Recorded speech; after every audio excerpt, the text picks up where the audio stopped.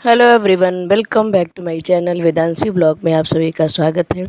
I hope आप सब अच्छे होंगे, स्वस्थ होंगे, मस्त होंगे और आपकी तैयारी भी अच्छी चल रही है। और अगर नहीं चल रही है अच्छी तो उसको अच्छा बनाने की कोशिश कीजिए, एक निरंतरता लाइए, क्योंकि निरंतरता पढ़ाई में बहुत ही ज़रूरी है।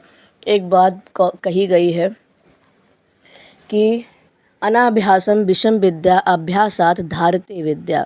अनाभ्यासम विषम विद्या, जब हम किसी चीज़ का अभ्यास नहीं करते हैं विद्या का, तो वो विद्या विष बन जाती है। और अभ्यासात धारते विद्या, और विद्या जो है वो धारण करने वाली है, अभ्यास के द्वारा ही धारण की जाती है। तो हमको अभ्यास निरंतर करते रहना है। तो ये मेरे सुबह का ब्लॉग था।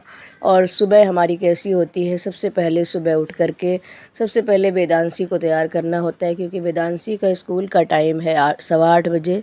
तो वेदांशी को तैयार करना, उसके पश्चात झाड़ू पोछा बर्तन ये सब करने के पश्चात नहाने धोने के कार्य करने के बाद, और ये सब काम मेरा 8:30 बजे तक हो जाता है। और इसके बाद शुरू होती है हमारी पूजा। और पूजा में आज था मंगलवार, तो मुझे हनुमान चालीसा भी पढ़नी थी, तो इसमें मेरा काफ़ी टाइम लग गया, थोड़ा सा टाइम ज़्यादा लग गया। वैसे तो मैं बहुत विस्तार से पूजा नहीं करती हूँ, लेकिन घर की पूरी जिम्मेदारी है तो पूजा पाठ ये भी करना, जिससे मन में पॉजिटिविटी बनी रहती है, कि एक मन में ऊर्जा बनी रहती है। इसलिए पूजा और निरंतर भगवान का भजन ये तो सब करना ही चाहिए। और जब ये चीज़ें अभ्यास में आ जाती हैं ना, तो फिर ये कठिन नहीं लगती, फिर ये दिनचर्या में आ जाती हैं। तो ये सुबह का काम होता है। और इसके बाद मुझे जाना होता है किचन में। तो मैंने वेदांशी का तो लंच नहीं बनाया था, उसको सिर्फ वो चाय और थोड़ा सा बिस्किट विस्किट खा के चली जाती, ज़्यादा नाश्ता नहीं करती है। क्योंकि सुबह अगर टिफ़िन बना दो तो वो 11 बजे तक लंच पूरा ठंडा हो जाता है, पसीज भी जाता है। तो मैं उसको लंच बाद में ही देने जाती हूँ। और मैं ही देने जाती हूँ, कोई देने नहीं जाता है, मुझे ही देने जाना पड़ता है। तो इस तरीके से हमारी दिनचर्या चलती है। और कभी कभी क्या होता है कि मैं बहुत डीमोटिवेट हो जाती हूँ, लेकिन जब डीमोटिवेट हो जाती हूँ तो ऐसा होता है मेरे साथ कि मतलब मोटिवेट करने के लिए ऐसा वीडियो सामने आ जाता है, ऐसा ऑडियो सामने आ जाता है, कि मैं अपने आप को फिर तैयार कर लेती हूँ कि नहीं, अभी मुझे हिम्मत नहीं हारनी है। देखिए, हिम्मत तभी हारते हैं हम जब कोई साथ नहीं देता है, क्योंकि किसी एक व्यक्ति का साथ तो ज़रूरी है। और इतने सारे काम के बीच में समय निकालना, तो हिम्मत हार जाती है।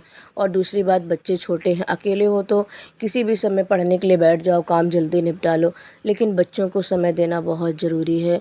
बच्चों को पढ़ाना भी है, अब बड़े वाले को पढ़ाना भी ज़रूरी है और छोटे वाले के साथ खेलना भी ज़रूरी है। तो ये सुबह का समय होता है, तो सुबह अगर आप पढ़ लो तो ठीक है, लेकिन मेरे साथ क्या है कि हमें लेट सोते हैं हम लोग, और सोने में करीब 1 बज जाता है। 1 बजे से मैं पहले कभी नहीं सो पाती हूँ। तो एक व्यक्ति को कम से कम 6 घंटे की नींद तो चाहिए ही। तो सुबह मेरा उठने 6:30 बजे के बाद ही मैं उठ पाती हूँ।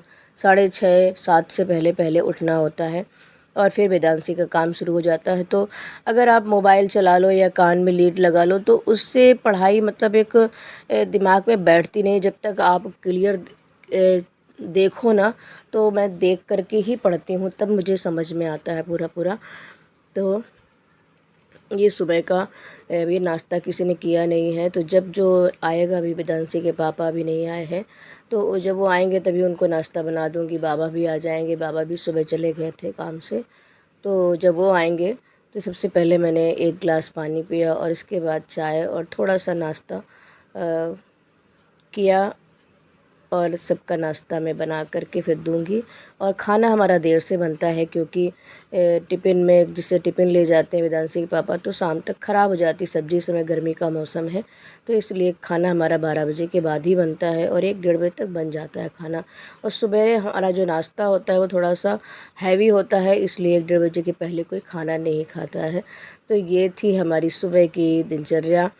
और ऐसे ही काम चलता रहता है, और सबको देख कर के मैं भी मोटिवेट रहती हूँ। तो चैनल में नए हो तो